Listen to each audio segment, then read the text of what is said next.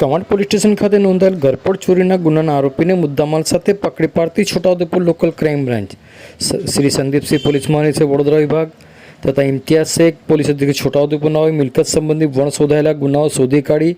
અસરકારક કામગીરી કરવા જિલ્લાના તમામ થાણાધિકારીશ્રી તથા તમામ શાખા ઇન્ચાર્જશ્રીનાઓને સૂચના કરેલ, જે અન્વયે Shri VFMF Damor police inspector local crime branch Chhota Udepur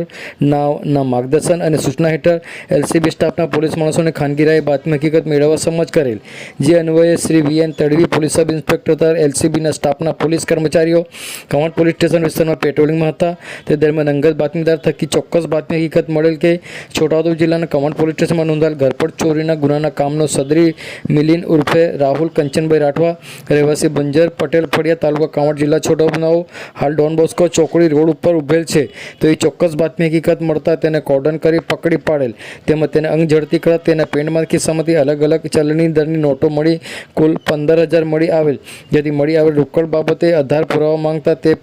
પોતાની પાસે નહીં હોવાનું જણાવી કોઈ સંતોષકારક જવાબ નહીં આપેલ અને તેના પાસેથી કાપડની થેલી તપાસ કરતા લોખંડની હથોડી તથા સળીઓ મળી આવેલ, જેથી સદર પકડાયેલા ઇસમને વિશ્વાસમાં લઈ યુક્તિ પ્રયુક્તિથી પૂછપરછ કરતા ઉપરોક્ત રોકડા આજથી એકાદ મહિના પહેલાં કવાંટ ખાતે રામનગર સોસાયટીના બંધ મકાનમાં પહેલા માળે લોખંડની જાળી તોડી ચોરી કરેલાનું કબૂલેલ, તેમજ 15 દિવસ પહેલાં કવાંટ ગામે જ આવેલ ગાયત્રીનગર સોસાયટીના મકાન તોડી ચોરીનો પ્રયાસ કરેલ, પરંતુ કોઈ વસ્તુ ઘરમાંથી મળી આવેલ ન હોવાનું જણાવતા કવાંટ પોલીસ સ્ટેશન ખાતરી કરતા ઉપર મુજબ 2 ઘરફોડ ચોરીના ગુનામાં નોંધાયેલ હોય, જેથી પકડાયેલ ઇસમને ભારતીય નાગરિક સુરક્ષા સંહિતાની 2024ની કલમ 35(1)E મુજબ અટકાયત કરી વધુ કાર્યવાહી અર્થે કવાંટ પોલીસ સ્ટેશન ખાતે સોંપવામાં આવેલ છે.